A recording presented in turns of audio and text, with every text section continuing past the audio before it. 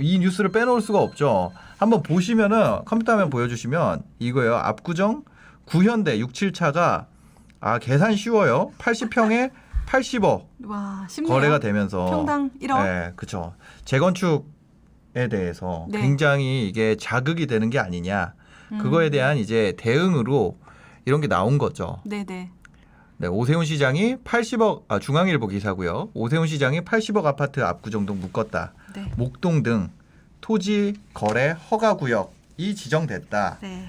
이런데 이게 저것 때문에 그런 거 맞죠? 그냥 그렇죠. 저 같은 보통 사람 입장에서는 느낄 네. 때 80억에 거래되는 것 같은 그런 대형 평수가 네. 평당 1억을 찍어버리니까 네네네. 좀 부담감을 느껴서 이렇게 거래 허가 구역으로 지정을 한 건가? 이런 생각이 들거든요. 맞아요. 그럼 이게 어떤 걸까요? 그래서 이제 원론적으로 얘기 들어가면 네. 토지거래 허가제가 허가 구역을 지정하는 게 뭔가 네. 이 말조차도 조금 어렵잖아요. 토지 거래 허가 구역. 예, 우리가 집을 매수할 때는 지금은 실거래가 신고라고 합니다. 네. 신고만 하면 되는데 음. 이곳에 이제 만약에 주택을 매수한다면 네. 다른 상업 시설도 있겠지만 이번에는 거의 주택, 아파트 위주로 지정이 됐기 때문에 네. 그럴 때는 허가를 맡아야 되는 거죠.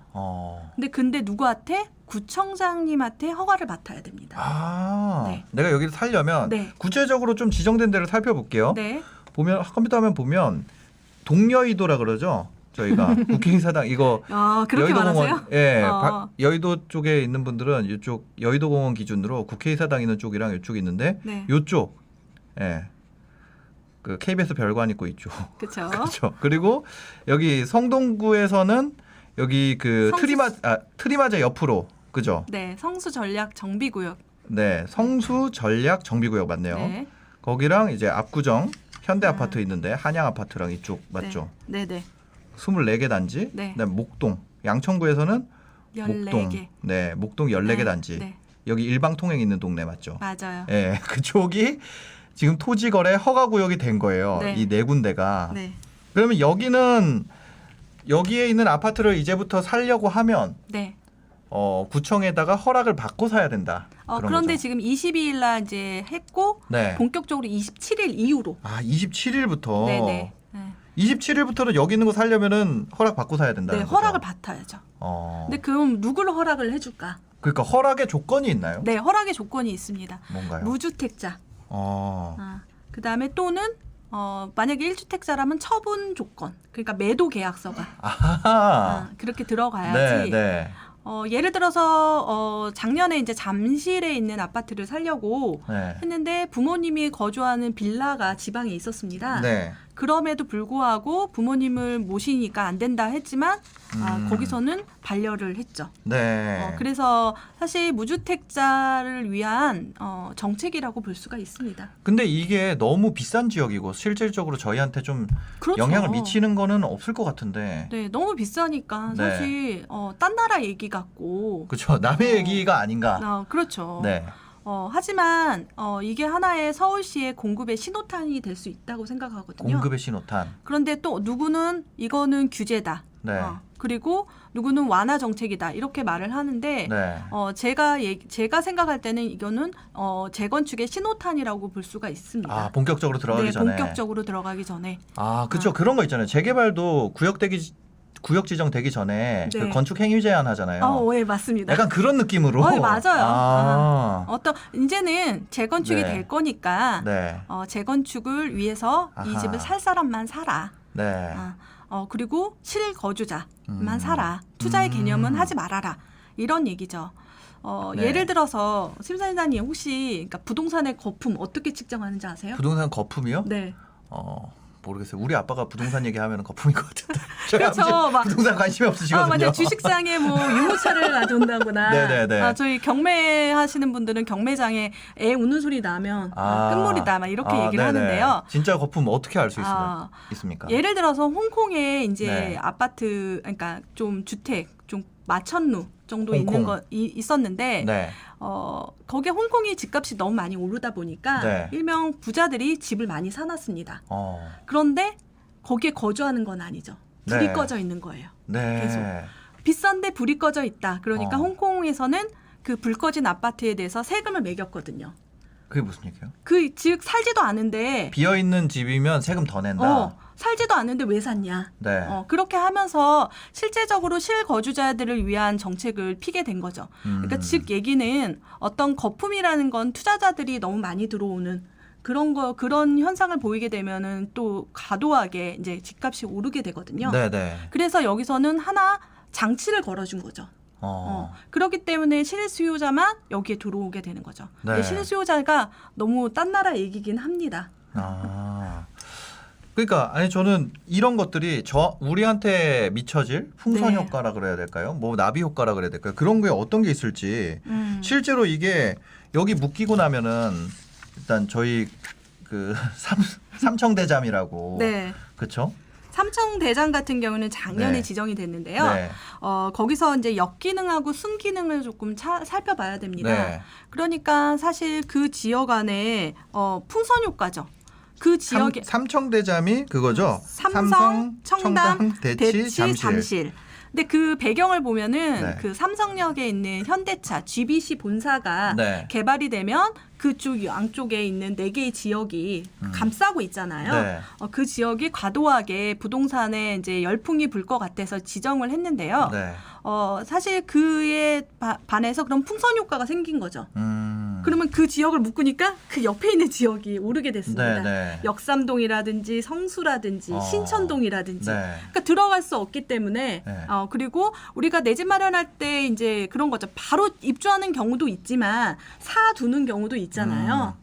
그렇기 그죠. 때문에 풍선 효과가 있었고요. 네. 그리고 두 번째로는 좋았던 기능 같은 경우는 확실히 투자자 투기 세력을 이제 안전하게 걸러주는 역할을 했었죠. 네. 그렇지만 반증적으로 그러면 집값이 떨어져야 되나 싶지만 거기에 이제 물건들이 너무나 없고 네. 그러고 진짜 살만한 사람들이 정말 큰 돈을 지불하고도 들어올 만한 지역이었기 때문에 신고가는 계속 출현이 되었죠.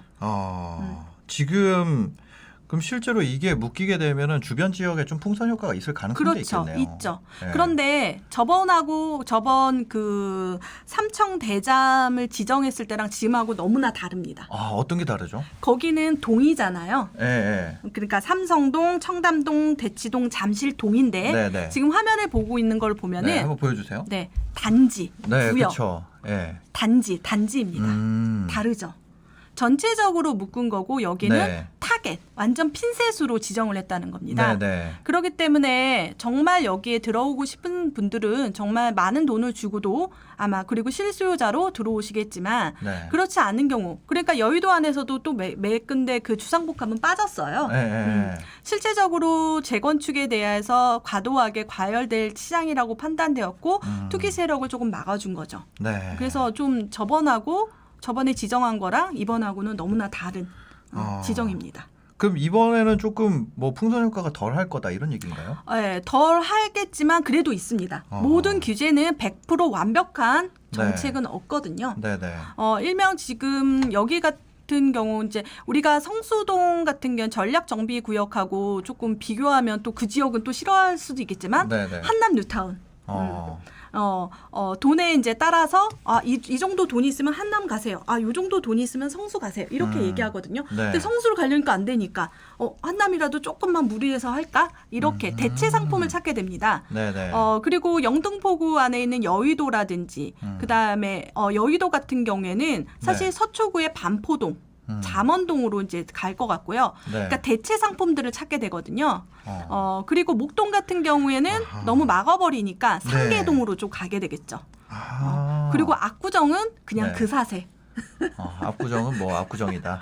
그 사세라고 생각합니다. 네, 그들만의 리그고 네, 그런 네. 식으로 계속 퍼져 나갈 수 있다. 그런 풍선 네. 효과가. 그럼 실제로 지금 보면은 그 서울에 용산, 마포 이런 데는 좀 이제 주춤했었거든요. 네네네. 근데 여기가 이제 좀 묶이면서 네. 어쩌면 다시 또 자극이 될 수도 있는 오히려 상승세가 더 자극될 수 있는 가능성도 있다는 거네요. 네, 그렇지만 이번에 네. 이제 핀셋 규정을 하고 나서 아마도 또 다른 곳에 지정을 할 가능성이 있습니다. 네. 제가 말했던 지역이 다시 또 재지정이 될 수 있는 거죠.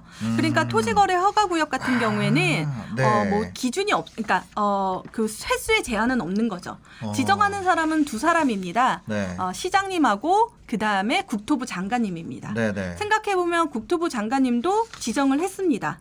용산 정빈창 구역 근처에. 네. 그렇기 때문에 지금 그 지정한 거에 대해서 생각한다면 또 지정할 가능성이 높죠. 네. 지금 그러면 재건축이 진행이 된다는 거죠? 네, 됩니다. 재건축 진행을 하기 위해서 이거를 규제를 묶었다. 네. 라고 반증인데요. 예. 어떤 얘기냐면 재건축은 하나의 큰 이슈 아무나 작업할 수 있는 조건이 아니라 네. 재건축은 조합 설립 인가 이후에는 조합원 지위 양도라고 해서요. 작업하는 게 금지됩니다. 예외 조건은 있습니다. 네네. 하지만 사실 지금 압구정 같은 경우는 지금 조합 설립을 거의 다 했거든요. 네. 그러니까 그 지역은 사실상 이제 차단이 된 셈인데 거기에 또 차단이 됐기 때문에 사실 이게 그닥 중요한 이슈는 아니죠. 하지만 네. 만약에 실수요자들이 들어온다. 그러면 그 사람들은 재건축을 바라고 들어오거든요. 네, 그렇죠. 그런데 들어오잖아요. 그러면 그 사람은 조합원이 됩니다. 네. 그러면 정말 하고자 하는 사람들이 조합원으로 채워진다면 조합의 속도는 빨라지겠죠. 그렇기 때문에 사실 이쪽 지역에서는 네. 좋아하는데 이쪽 지역 사람들하고 어저께 이제 제가 전화 임장을 하고 느낀 바로는 네. 두 가지 관점인 겁니다. 네. 중간에 익시트를 하려고 했는데 이것 때문에 못해? 하는 네. 사람이 있고 네네. 나 이때까지 기다렸어. 나 새 아파트 받을 거야. 네. 그런데 나랑 찬성하는 사람이 같은 사람들이 많이 모여. 너무 좋다. 이런 반응이었거든요. 그런데 여기는 지금 너무나 고가의 시장이기 때문에 네. 사실상 새 아파트를 받기 위해서 오신 분들이었기 때문에 네. 사실 우리하고 조금 다른 얘기긴 하지만 이쪽 지역이 이제 규제가 됐다고 해서 이게 규제인가 완화인가 이런 생각을 하게 되는 거죠. 네.